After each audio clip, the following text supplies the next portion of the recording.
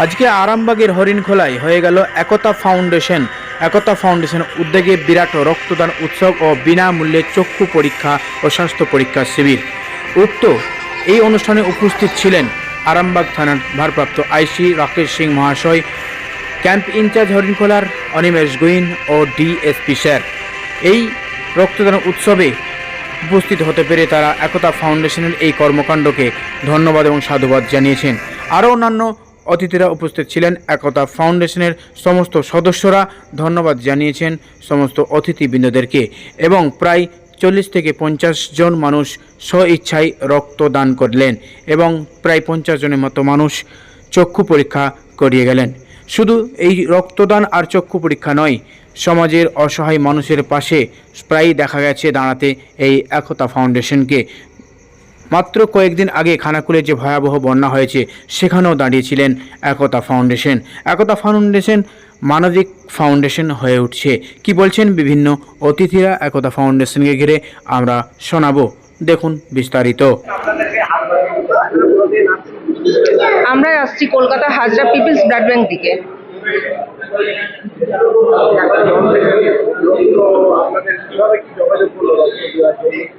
এখানকার ফাউন্ডেশনের যে কর্তা উনি আমাদের ব্লাড ব্যাংকের সাথে যোগাযোগ করেছেন। এরকম ফাউন্ডেশন আরও এগিয়ে আসুক আমাদের সংস্থার সাথে। থ্যালাসেমিয়া পেশেন্টস, দুস্থ যারা শিশুরা আছে তারা যাতে উপকৃত হয়, তারা যাতে ব্লাড পায় সেই রকম প্রচেষ্টা করছেন এরকম ফাউন্ডেশন। সহযোগিতা তো ওনারা প্রথম থেকে অনেকটাই করেছেন, এখনো পর্যন্ত করছেন। আমরা আসছি হাজরা পিপলস ব্লাড ব্যাংক থেকে। কি বলছি, আমার নাম কল্পনা দাস।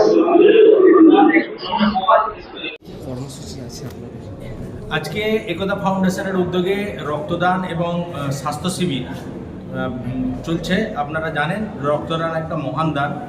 এই রক্তদানের আমরা এই উদ্যোগ এই জন্য নিয়েছি, একতা ফাউন্ডেশন গত 8 মাস আগে আমরা গঠন করেছি এই এলাকার মধ্যে সমাজসেবামূলক কাজ করার জন্য।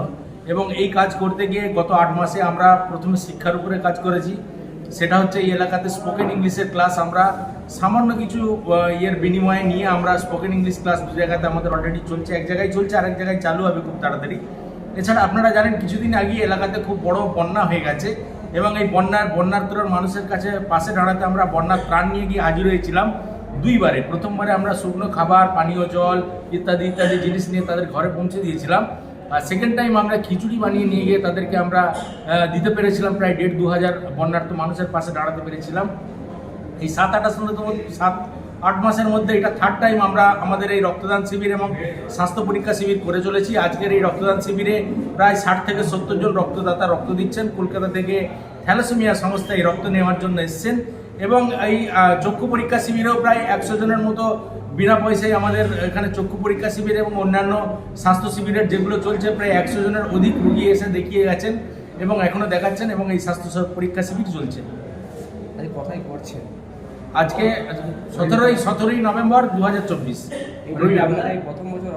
হ্যাঁ, যেহেতু এই সংস্থাটাই তৈরি হয়েছে 7-8 মাস আগে, সেহেতু এটাই আমাদের প্রথম বছর এবং আমরা আশা করছি প্রতি বছর এইটাকে আর সুন্দর করে করতে পারবো এবং এইটা আমাদের প্রথম বছরের অভিজ্ঞতায় যেগুলোকে কাজে লাগিয়ে প্রথমেই বলতে হয় যে মানুষের একটা বাচ্চা 8 মাস বয়সে চলতে শেখে দেয়, সে তখনও এই হামাগুড়ি দেয়। সেই একতা ফাউন্ডেশন হামাগুড়ি দিয়ে বয়সে এখন ছুটতে শুরু করেছে। এই যে যাদের অনুপ্রেরণা, এই যে তাদের যে ভাবনা, এই যে তাদের উৎসাহ উদ্দীপনা, আমরা দেখে অবাক হয়ে যাচ্ছি।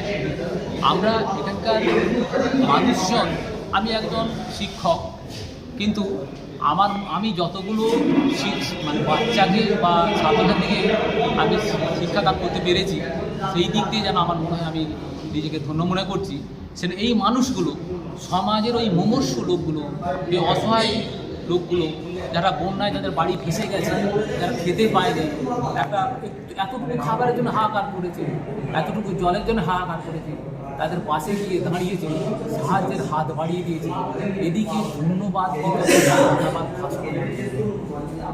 আমি বলি যে আপনারা সবার সহযোগিতা হয়তো 100% মানুষের কোনো কালে হয়নি, কিছু মানুষের সহযোগিতা আপনারা পাবেন।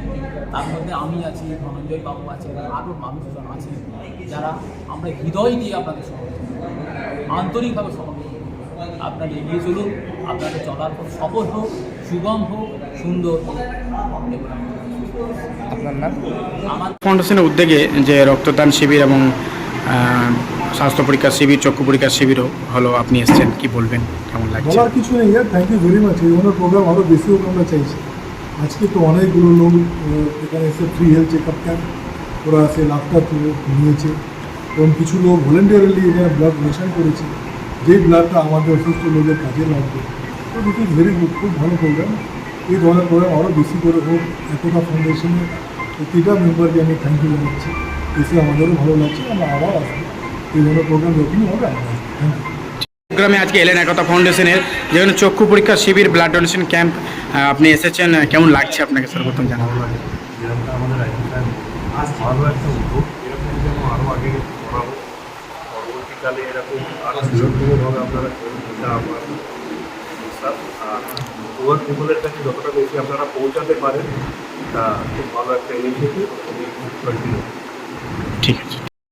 আজকে তো রক্তদান শিবির ছিল। প্রথমেই ধন্যবাদ জানাবো আরামবাগ পোস্ট ডিজিটাল মিডিয়াকে, কর্ণধার যার সুরাজ আলী খান, তিনি এসেছেন আমাদের অনুষ্ঠানের কাভারেজ করতে। আজকে রক্তদান শিবির এবং চক্ষু পরীক্ষা শিবির আজকে অনুষ্ঠান আমাদের হলো, এবং স্বাস্থ্য পরীক্ষা শিবিরও ছিল, ওটা কোনো একটা কারণবশত ডাক্তারবাবু আসতে পারেননি। এবং আমরা মূলত এই রক্তদান শিবির মানুষকে ত্রাণ দেওয়া, যেমন গত যে বন্যা হয়েছিল, ব্যাপক আকারে যে বন্যা এসেছিল খানাকুলে, আমরা কয়েক হাজার মানুষকে ত্রাণ দিয়ে এসেছি দুবারে গিয়ে। কিন্তু আমরা ত্রাণ, রক্তদান শিবির, এসব জনকল্যাণমূলক কাজ ছাড়াও আমাদের মূল এবং প্রধান উদ্দেশ্য একতা ফাউন্ডেশনের যে আমরা শিক্ষার ওপরে আমরা বেশি জোর দিচ্ছি। শিক্ষা মূলত যে রুরাল এরিয়ার যেসব ছেলেদের যাদের আর্থিক অবস্থা খারাপ, তাদেরকে আমরা তুলে আনার চেষ্টা করছি, যারা 5, 6, 7-এ পড়াশোনা ছেড়ে দিচ্ছে, বা যাদের তাদেরকে বিশেষ করে স্পোকেন ইংলিশ শেখানোর আমরা একটা কোচিং সেন্টার অলরেডি আমরা চলছে, এবং আরও এই জানুয়ারি মাস থেকে একটা কোচিং সেন্টার আমাদের আরও উদ্বোধন হবে, যেখানে গরিব অসহায় মানুষের বাচ্চারাও পড়বে, সকলেই পড়বে, যাতে করে ছেলেরা যে একদম ভটকে যাচ্ছে, যাকে বলা হয় 7, 8 থেকে যারা কাজে চলে যাচ্ছে, তাদেরকে আমরা বাড়ি বাড়ি ডোর টু ডোর ক্যাম্পেইন আমাদের চলছে, যাতে করে পড়াশোনা মিনিমাম তারা মাধ্যমিক, উচ্চ মাধ্যমিক বা হায়ার এডুকেটেড করুক। এবং যারা পড়াশোনা আর্থিক অবস্থার কারণে, আর্থিক অসচ্ছলতার কারণে পড়াশোনা করতে পারছে না, তাদের সঙ্গে আমরা যোগাযোগ করছি। আমরা বিভিন্ন আরও বড় বড় যারা সোসাইটি আছে তাদের সঙ্গে যোগাযোগ করে তাদেরকেও আমরা শিক্ষার মূলস্রোতে ফিরিয়ে আনার চেষ্টা করছি। এটাই আমাদের মূল উদ্দেশ্য। এছাড়াও রক্তদান শিবির, এবং সারা বছর আমরা কারোর যদি কোনো কেউ ব্রেন ক্যান্সারে ভুগছে, ব্রেন টিউমার হয়েছে, আমাদের কাছে এসছে, তাদেরকে আমরা যতটা সম্ভব একতা ফাউন্ডেশনের উদ্যোগে আমরা তাদেরকে সাধ্যমতো তাদের কাছে সাহায্য হাত বাড়িয়ে দেওয়ার আমরা চেষ্টা করি। আপনার নাম পরিচয়? আমার নাম আসাদুল ইসলাম খান, সম্পাদক একতা ফাউন্ডেশন। ধন্যবাদ।